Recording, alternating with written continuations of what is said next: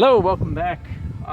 Again, sorry for the wind noise in this, partly because of the lack of technology of equipment, and partly because this is live and storms. We just dodged our second thunderstorm in the last 30 minutes, I believe. I got about 4 raindrops on me, put up all my umbrellas, and then it quit. So, yahoo! Thank you, Lord.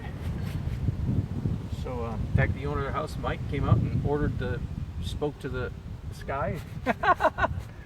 Mike, if you're ever watching this, dude, it worked. You should go into the business. That's fantastic. Okay, I am going to do some green down here, but you know what? I am liking those runs so much that I'm going to wait for that to dry, which might mean I will have to make this a really short video, because I'm not sure I can find enough to keep myself busy while I wait for that area down there to dry.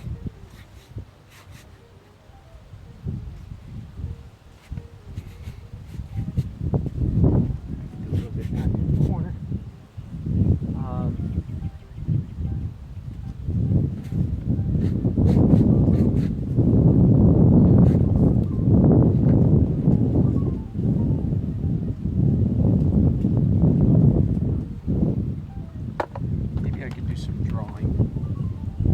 Brushes while I wait. Let me get some shorter brushes out. Some regular brushes, shall we say. And I can do some drawing while I wait for those drips to dry. Waiting for drips to dry. That would be a good name for my biography. Waiting for drips to dry. Wait, who are you talking about? Who are you calling a drip? Anyway, sorry.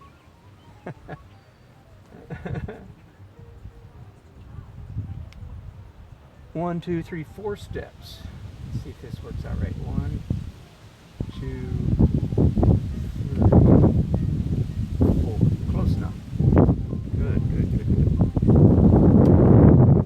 So now I've got umbrellas up to my left, so I can't really see everything I want to see over there. Wind's picking back up. Sorry about the wind noise again. I know it's bad. Turn down the volume, ignore what I'm saying, and just watch me paint, if you will.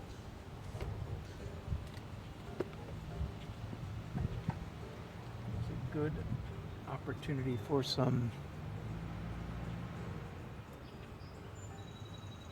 palette knife painting in the acrylic stage. So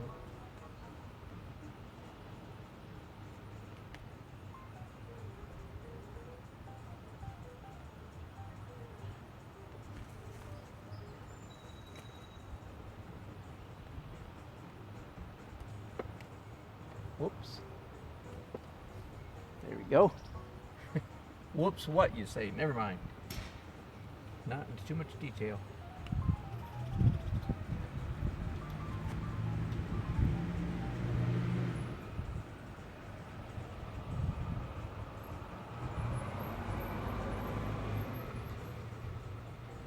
Just in case you're wondering if it's faster to paint with 2 hands, the answer is an emphatic yes. It's not twice as fast as with 1 hand, as you can see, because much of the time I'm still only painting with 1 hand. But is it faster? Absolutely. I've discovered it's absolutely, I paint faster with 2 hands for a number of reasons.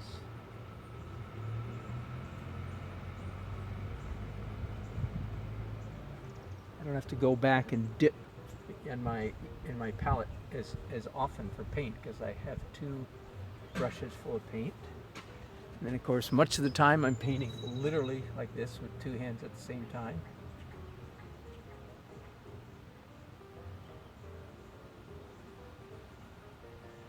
My brain feels better when I paint with 2 hands. It didn't start out that way. It didn't start out. My brain felt completely weird when I first started experimenting. But it wasn't that long, really. A couple years before I was addicted to 2-handed painting. And I honestly believe everybody should paint with 2 hands. I really do.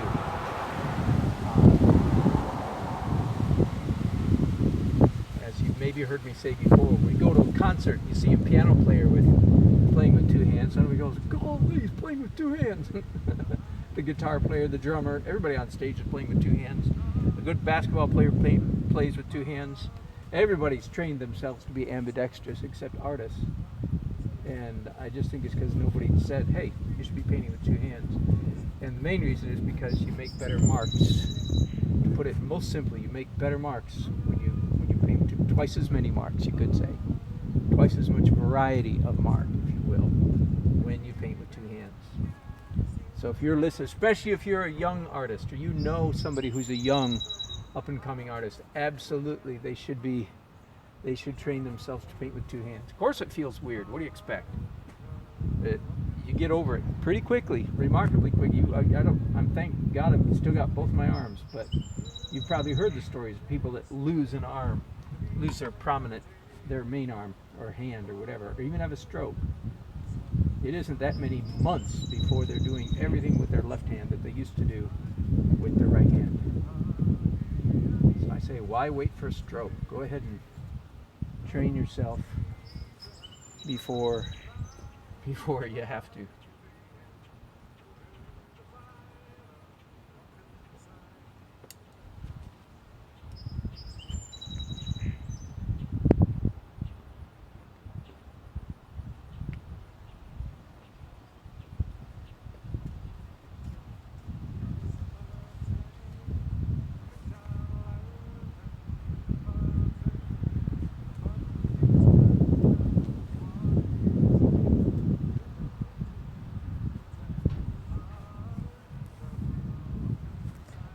Okay, been drawing for a while now. I'm hoping most of my drips down here, well, they're not quite dry, but I'm going to paint over them anyway.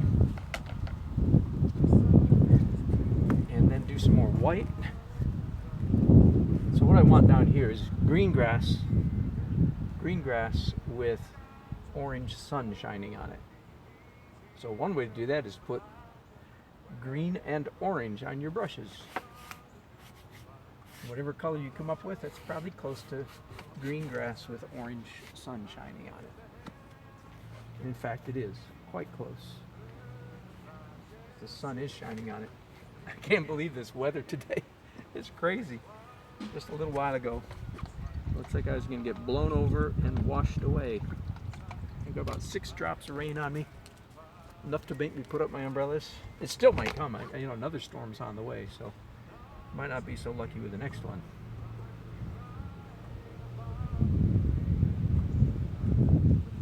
Here comes the owners.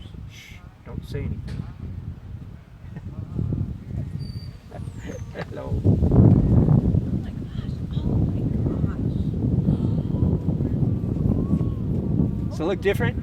Oh my gosh. That was quick. Wow. Well, it's still very much in the underpainting stages. It's still a great big mess, of course. Over there. There you go. Get in this picture.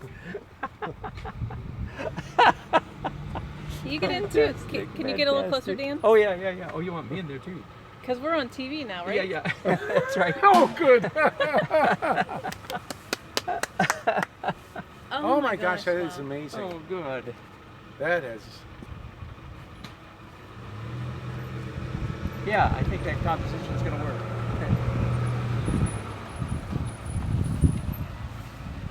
Okay, now I'm going to pause these people. I'll be back in a few minutes. Thanks for watching. That was great.